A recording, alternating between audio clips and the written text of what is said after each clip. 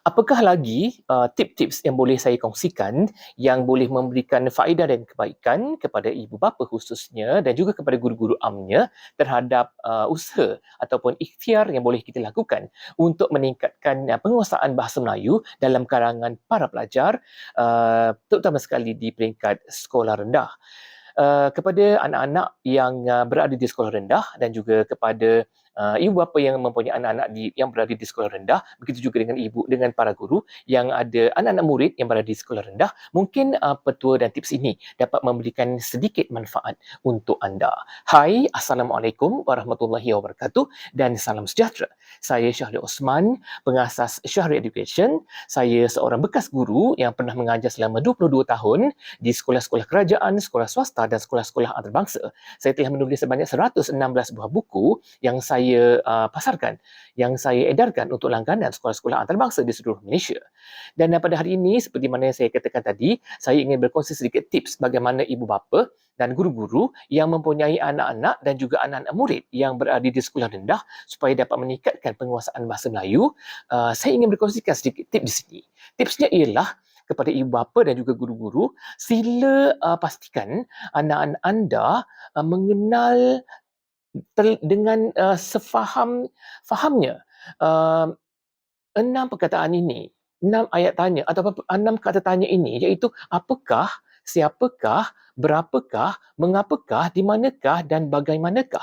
Okey, 6 rukun ini, 6 kata tanya ini sebenarnya sangat-sangat penting untuk dikuasai oleh para pelajar sedari awal sekolah rendah lagi. Jika, okey sekarang inilah katakan ibu bapa dan guru-guru boleh membuat ujian kepada anak-anak sekolah rendah, bagi enam ayat ini, perkataan ini, mampukah mereka menghasilkan ayat tanya yang lengkap untuk enam ayat perkataan tanya ini, kata tanya ini. Jadi kalau tak boleh, tak mampu, mungkin 2-3 saja mampu dibina ayat tanya, bermakna di sini ada sesuatu yang kurang diberi tunjuk ajar kepada anak-anak atau anak-anak murid ini ni. Jadi perkara ini kenapa begitu mudah, begitu senang? Kenapa tidak dipraktikkan? Maksudnya ibu bapa mestilah mengamalkan. Daripada sekarang, ibu bapa dan juga guru-guru perlu menjadikan ini sebagai satu kebiasaan. Jadikan 6 kata tanya ini sebagai suatu amalan yang boleh digunakan pada setiap hari. Di mana saja para pelajar berada, di mana saja anak-anak berada, cuba uji anak-anak ataupun anak-anak murid itu, sila bina perkataan apakah daripada apa yang dilihat di sekeliling mereka.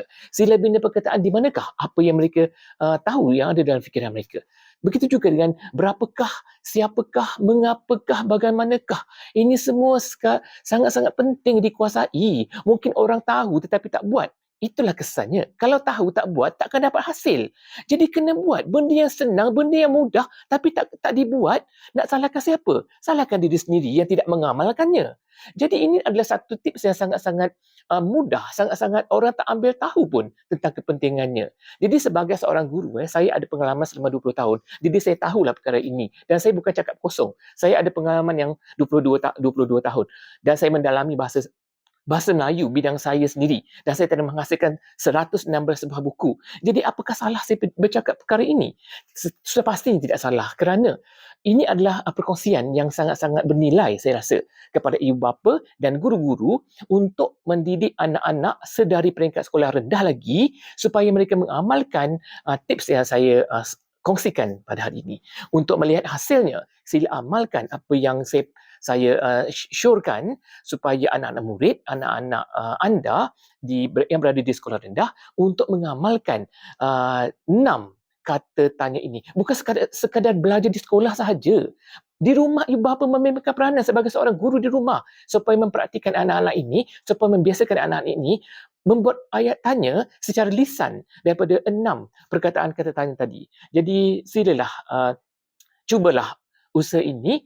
Saya doakan semoga ini berhasil dapat membantu meningkatkan penguasaan bahasa Melayu dalam kalangan anak-anak anda dan anak-anak murid anda. Semoga perkongsian ini dapat memberikan kebaikan dan manfaat kepada anak-anak anda, anak-anak murid kita, anak-anak bangsa kita untuk mendapat menjadi seorang yang lebih sebagai bangsa Melayu yang pakar dalam bahasa ibunda kita sendiri.